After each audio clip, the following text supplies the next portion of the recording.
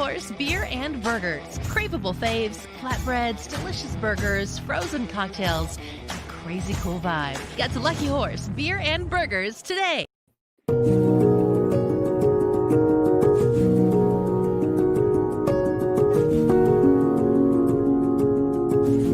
The morning news on YourIowa.com is brought to you by the Commission on U.S. Territories, striving for equal representation around the globe, and by Keep Iowa First, committed to keeping the Iowa caucuses the first in the nation contest in selecting the presidency of the United States.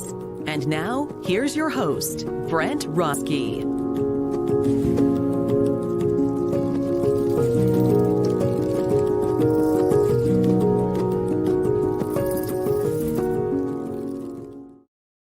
Good morning, everyone, and happy Martin Luther King Day to you today. What you're seeing up on the screen here, this is a trailer for the film. The director, we had Oscar nominee Sam Pollard on Friday. This is his film MLK FBI, which is a harrowing look into the FBI surveillance of Dr. King back in the 60s. If you didn't see the interview, it is now posted at YourIowa.com. And thank you to everyone who tuned in live to see it. Today, in observance of Martin Luther King Day, here in Des Moines, Urban Dreams is actually having a day of service. Mr. Knox runs Urban Dreams up there, does a fine job. Again, a day of service, volunteering. Head up over there to the Urban Dreams Center. The King Center in Atlanta is wrapping up a week-long observance of Martin Luther King Day with the Beloved Community Commemorative Service. Bishop T.D. Jakes. You can stream it at 10:30 Eastern on the center's website. That's thekingcenter.org. And the Art Institute of Chicago is hosting an online talk at 3 p.m. That's actually this upcoming Wednesday. Touch on justice and resistance, inspired by the museum's collection of Dr. King's letters from the Birmingham jail. You can see that at artic.edu, artic.edu. And of course, many other things are going on today to honor the legacy of Dr. Martin Luther King. And here on this program, we are honored to welcome the pastor of Mount Carmel Baptist Church in Waterloo, Dr. Frantz Whitfield. Good morning, Dr. Whitfield. How are you, sir? Doing well, Brent. Thank you so much, man. It's a pleasure to be with you this morning. We're kind enough to be in our holiday special, which I know brought people a lot of joy. You know, some folks are really struggling this year, especially, you know, it's almost like we've got post-holiday blues, even stronger with pandemic. And Dr. Frantz was kind enough to be with us today to talk about some of the different ways that not only, you know, can the words of the church benefit, but of course, Dr. Martin Luther King. You know, and it kind of starts off the conversation. For the better part of a year, people haven't been able to get together at church and dinners, birthday parties, you name it. When Dr. Whitfield, when your parishioners asked you for help with depression or feeling isolated, what do you tell them? What do you share with them? Yeah, Brent. Well, one of the things that I do, first of all, as African Americans, you know, we have never known a time when we did not feel depressed or isolated. Life has always been a struggle for our race, the African American race. So, you know, Brent, when you ask what the pandemic has done for the faith community, and I might also add what it has done to the overall impoverished community that I serve. And I say impoverished because we've been deprived of so much for so long. My response would be this: the pandemic has simply escalated what we were already feeling. And when we reflect on last year and the pandemic, you know, and the things that we went through, you know, we had people who lost jobs and people were forced to file for unemployment.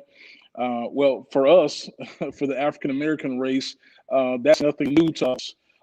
We just simply lost more jobs.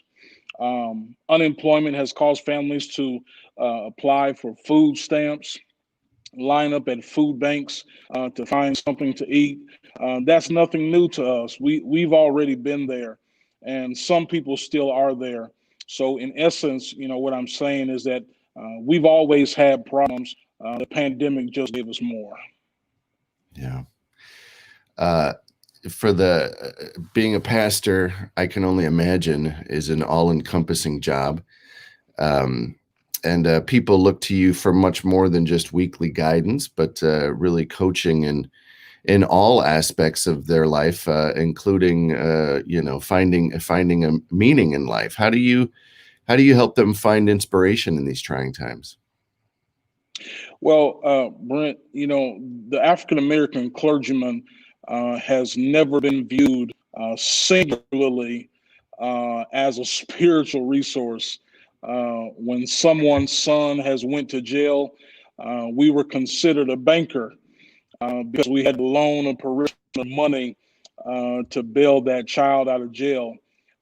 We have to be funeral directors because at 2 o'clock in the morning we get a call saying the family members has died, and we need to be there to be of service to the family. We're considered to be social workers because when a young person gets in trouble in school, we had to go and talk to the teachers and talk to the principals. We've always worn multiple hats. And I think the reason why I'm able to connect so deeply to people is because a lot of what they are going through, I've been there also myself. I remember so fondly my dad being sick in 2015, and I heard that he was sick in Des Moines, and I traveled to Des Moines to be with him. And I remember one particular day, I stayed at the hospital all day with him, and I was so tired of sleeping in a chair. I asked one of my cousins if they could stay so that I could get a good night's rest in a hotel room.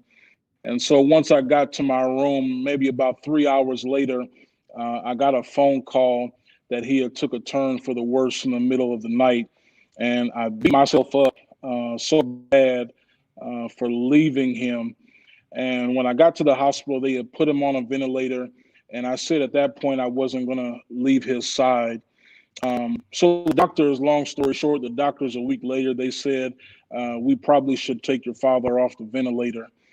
And I continued to stay with him. And I remember on his last day that he was alive, I left the room just for a moment to get a drink of water. And when I came back to the room, my father had died. He had took his last breath. And when I think about that, I realized that he loved me so much and cared for me so much that he waited till I left the room to take his last breath. And so when I think of helping others, I know the pain of losing a loved one. And I know that experience that they're going through, and that allowed me to relate to others and see the pain in their own lives. I jumped a bit into what you manage as a pastor, but of course, let's focus on Dr. King today as well. Obviously, today we're celebrating the legacy of Dr. King. What parts of Dr. King's teachings do you want folks to think about, especially today? Well, Brent, I think what resonates so deeply with me would be Dr. King's fight for justice. Though he did fight for African Americans, Dr. King's work was so much broader than that. He fought not just only for African Americans, but for all races. When you look at his life, Dr. King fought for sanitation workers in Memphis to get fair wages, but he also fought against the Vietnam War because of how unjust it was.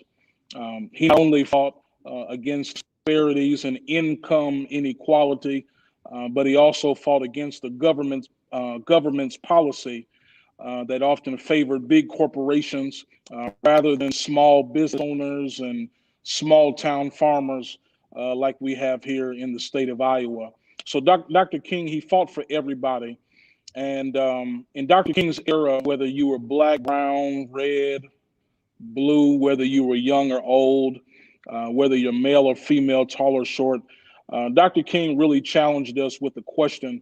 And the question was, is the world fair for you?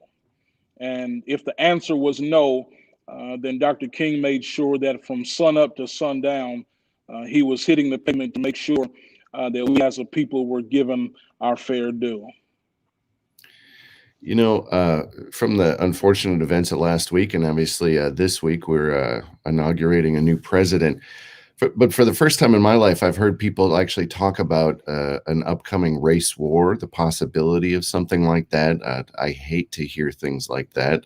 It's such a shame, so many years after Dr. King worked so hard and passed away, that we'd even have that conversation.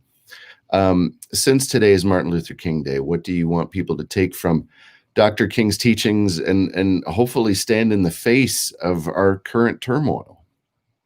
Yeah, well, that's a good question, Brent. What I want to deal with first is I want to deal with the reality that the United States of America as a whole, I feel, has not really understood or grasped the dream of Dr. King.